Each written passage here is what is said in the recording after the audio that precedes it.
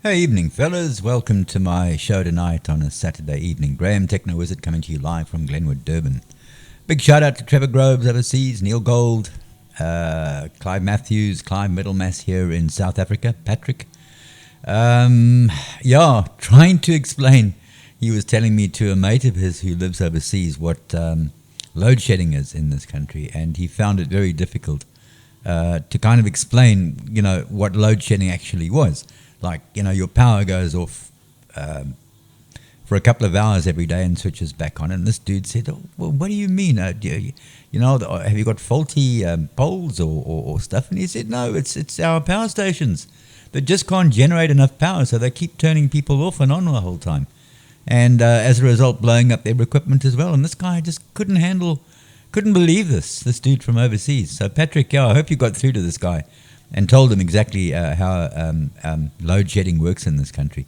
I think we're the only country in the world who experiences this kind of stuff. Also, shout out to Daryl Swart, Rian, Billy Moritz, Wayne Grundy, Peter Burns. Nice to have Sean around last night, Alvida and Fiona. And they've gone back to Johannesburg now, so I hope it was a safe trip, guys.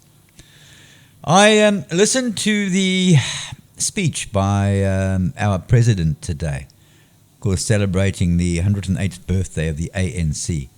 And it really, to me, in my personal opinion, it really sucked. I was almost to turn this guy off halfway through his speech.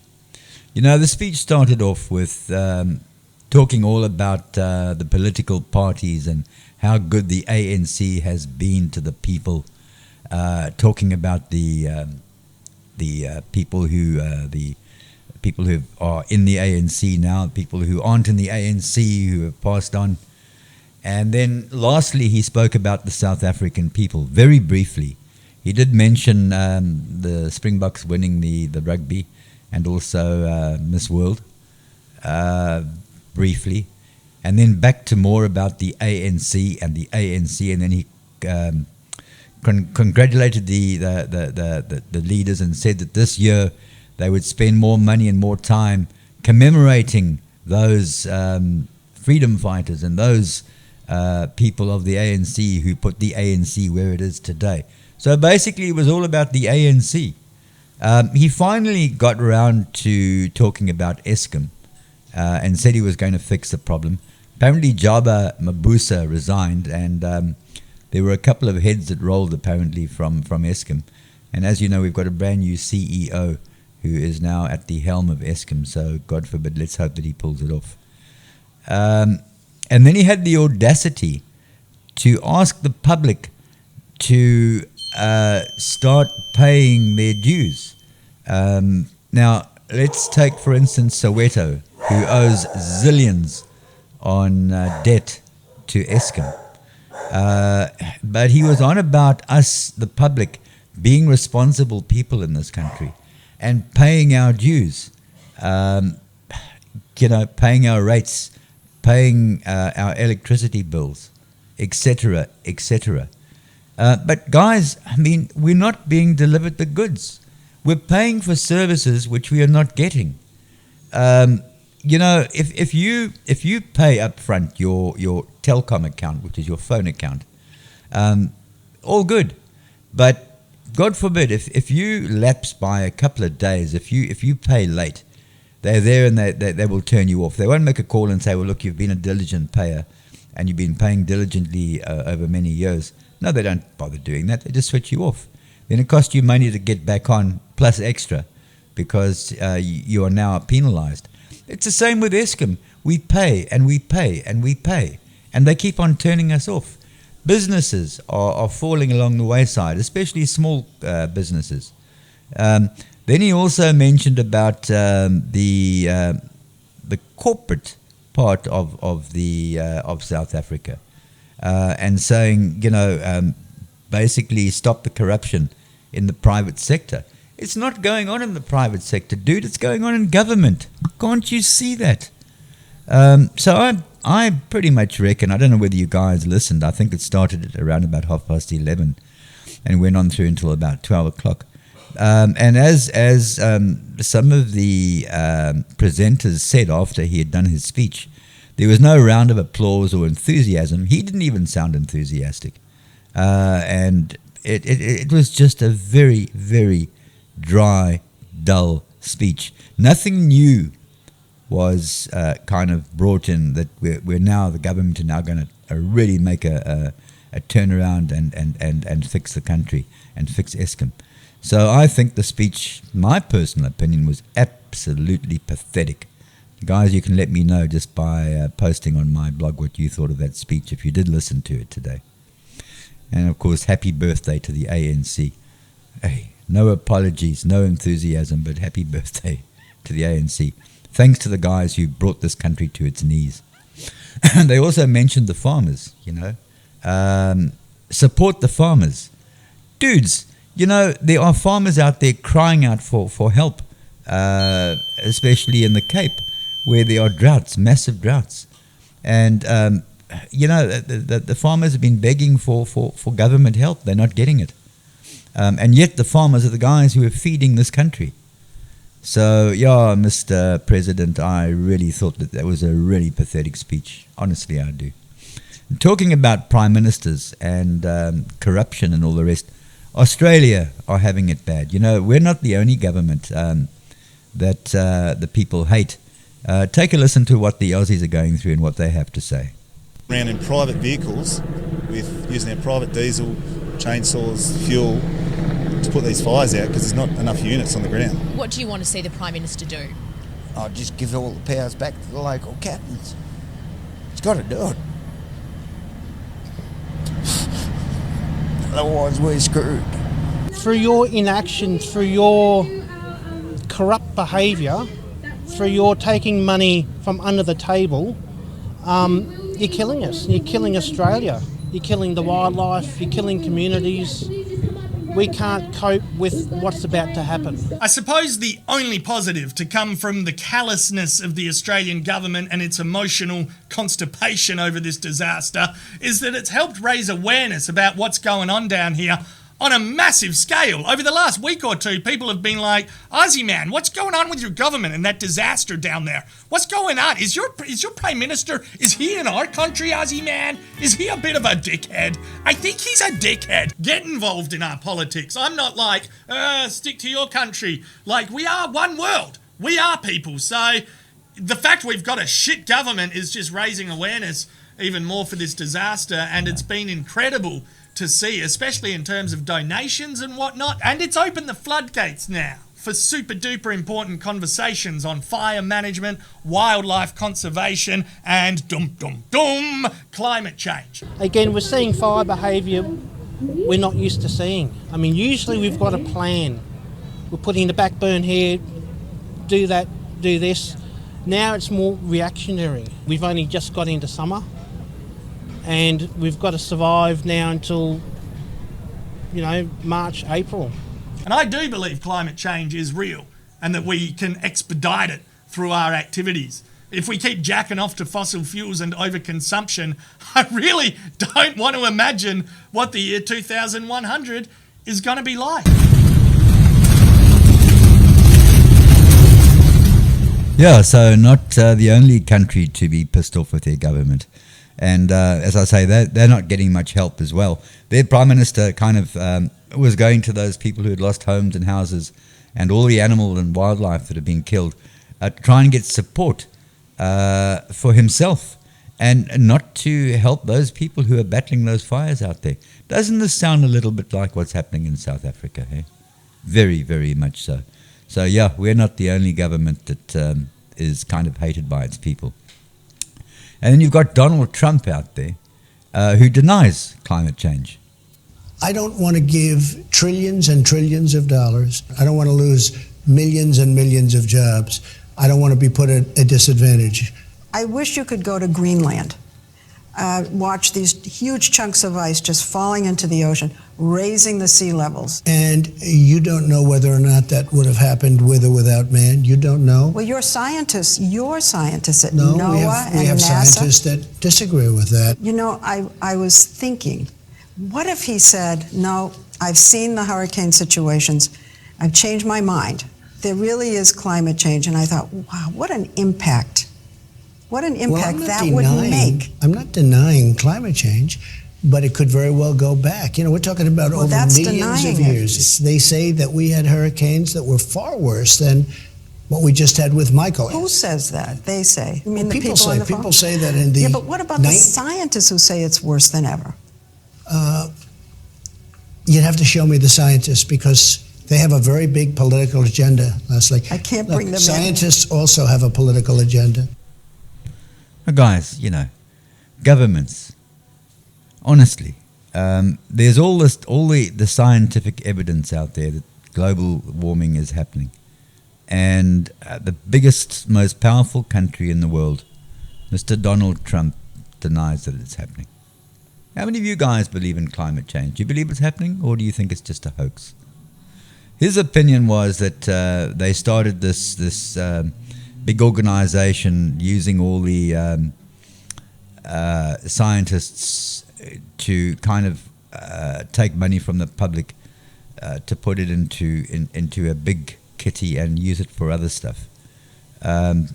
It's happening, guys. You can see it in our own country. I mean, look how the climate has changed.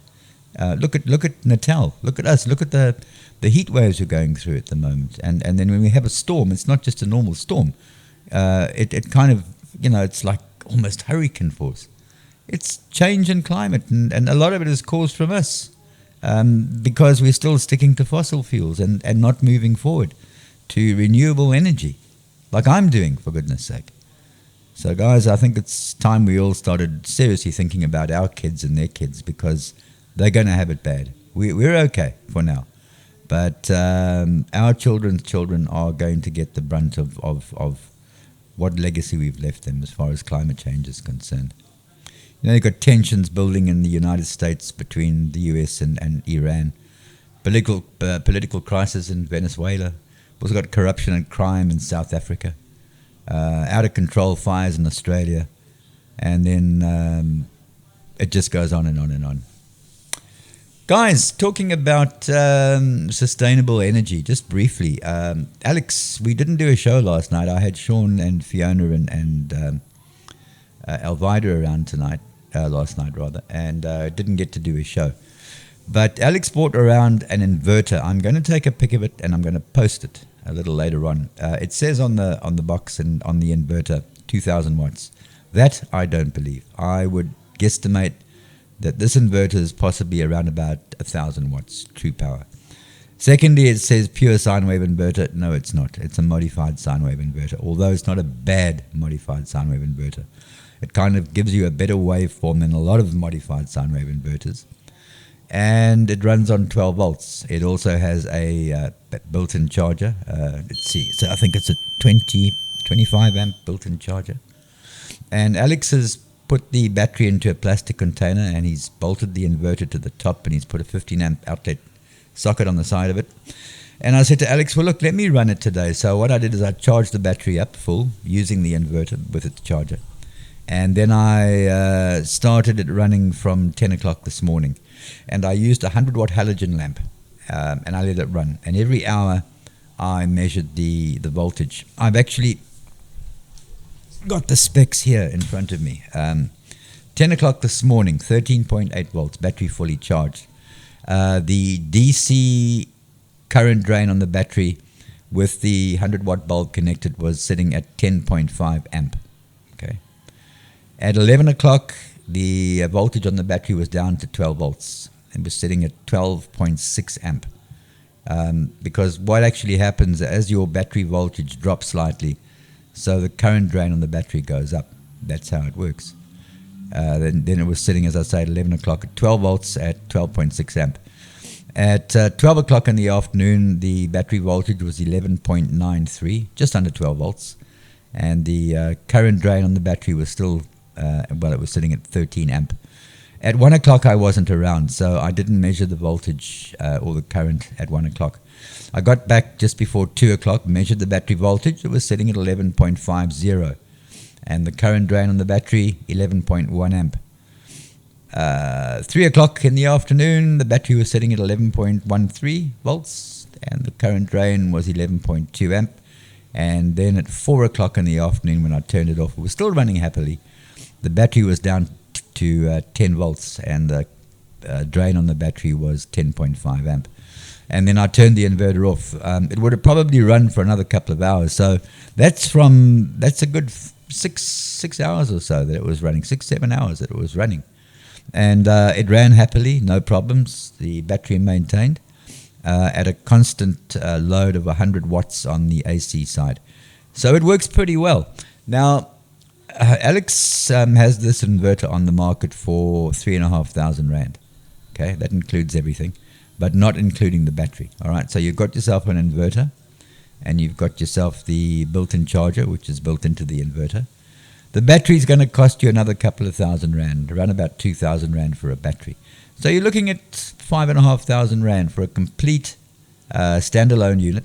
It's a modified sine wave inverter, but this is ideal for people who want to run the TV, who want to run their modem, want to run a couple of lights, perhaps a fan, and what else?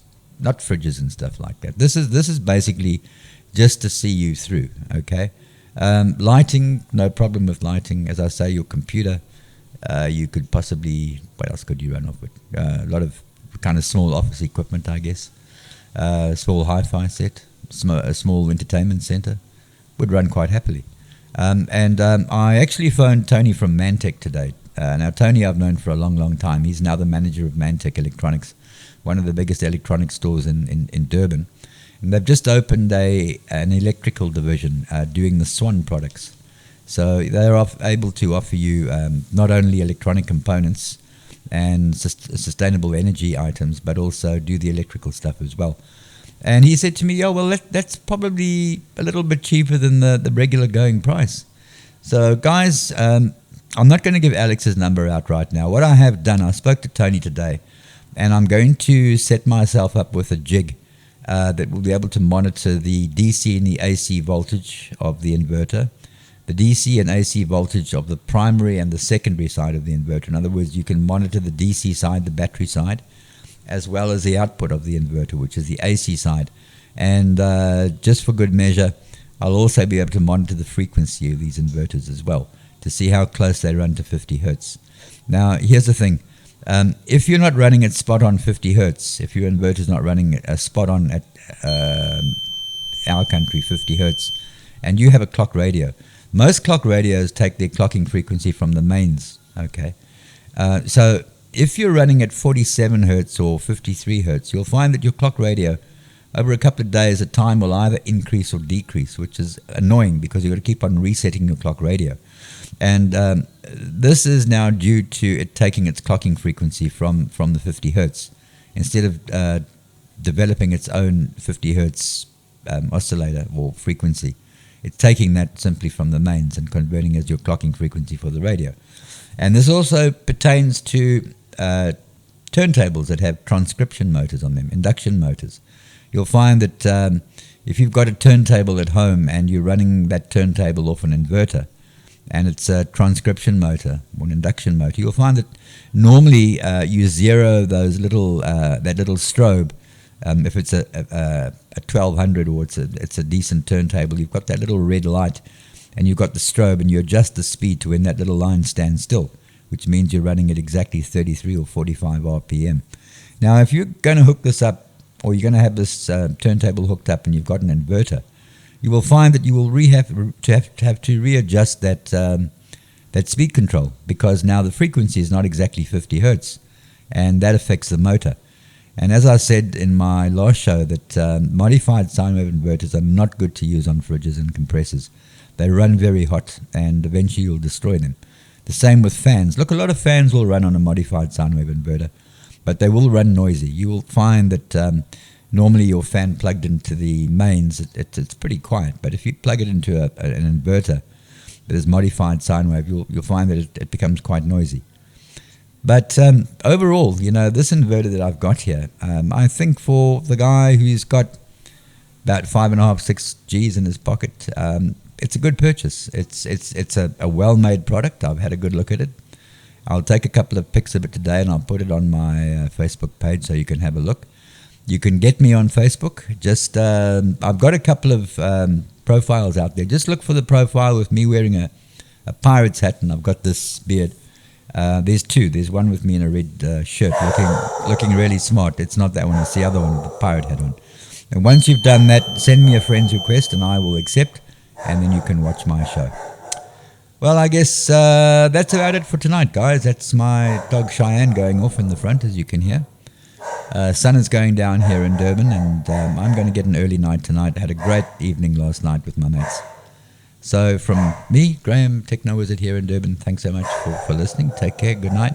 Any questions, feel free to ask.